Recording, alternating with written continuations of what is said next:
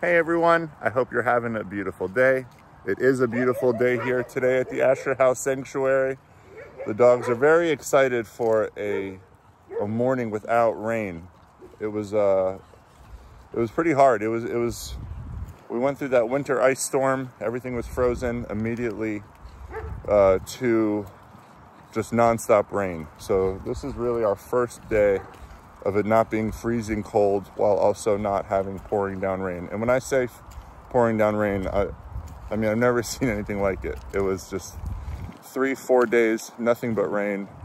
All the littles, Copper, Butters, Penny, all the Junebug, they were swimming everywhere. It was rough. So I'm very grateful for today. And I wanted to talk to you guys about pain, P-A-I-N, pain.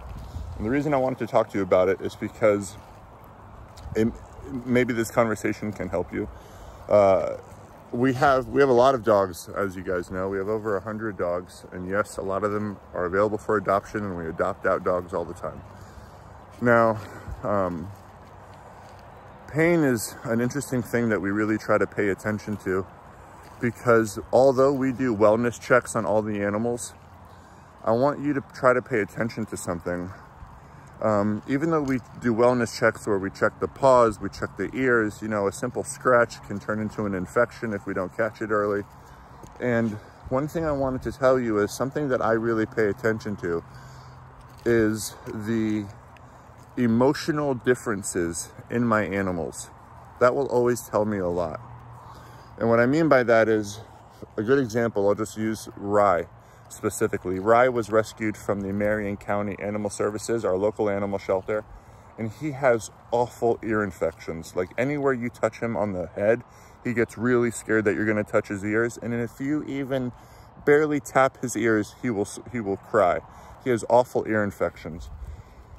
And we've been trying a lot of different things, and finally I think we have a pretty good rhythm of a routine that we're doing that's finally taking care of it.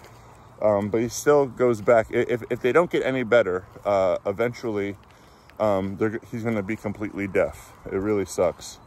But one thing I noticed about Rye, he is the sweetest boy. He's somewhere around here. He's running around. Here he is, right here. Rye, come here, Rye. That's a good boy, Rye. That's a good boy. And you kind of already see him shaking his head a little bit as he comes up to me. So this is Rye. You see him shaking his head a lot? Yeah. If you can't see him shaking his head, I don't know what to tell you. So his ears are improving.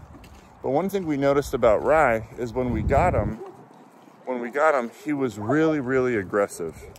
And, you know, I don't like to use that word unless you really need to, but he was pretty aggressive. He was really snappy. And when I say aggressive, not so much towards people. He was snappy towards people,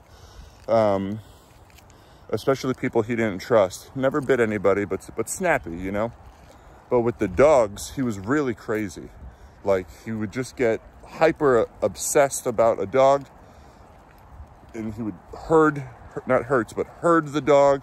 And it would sometimes lead to confrontation, and it was just uncomfortable. So we really wanted to work with him a lot. We even took him out of the pack, quarantined him for a little bit, then brought him back into the pack, which helped a lot. But what helped the most was identifying the reason. What I mean by that is, once I brought him back into the pack, he was doing better, but then he started getting aggressive again. And I noticed that with that aggression came that head shaking. Now that we have his ears under control, he's been really happy and nice again. So I noticed that, I'm just using him as an example. Don't forget, as I talk to you, I'm also trying to pay attention to everything going on around me. So sometimes it's difficult for me to be present while also listening for the dogs and everything like that. But what I'm trying to say, long story short, is this. If you have a dog, that you've had for a while, and you get to know that, and you know that dog pretty well, and all of a sudden you're noticing a very unusual behavior, whatever it may be. If you're noticing an unusual behavior, it might not be the worst idea to get a wellness check on your dog. Get his or her ears checked, paws checked, because a lot of times just like people, like when my back hurts really bad, which recently it's more often than not, unfortunately, but when I'm in a lot of pain, it really is a mission for me to not allow it to affect my emotional state. And I have to remind myself when I'm speaking to people or when I'm having conversations with someone that if I'm getting a little bit agitated more easily than usual, if I'm irritable and stuff like that, I have to remind myself that it's a reflection of the physical pain that I'm in. It has nothing to do with the person I'm talking to. And obviously a dog can't do that. A dog's not gonna say, I'm a little bit grumpy today because my paws hurt, you know? So be there for your dog in that sense. If you're noticing a difference in your dog's behavior, before, like, you know, thinking that they're completely different or something's really wrong, make sure that your dog isn't hurting, isn't in any pain.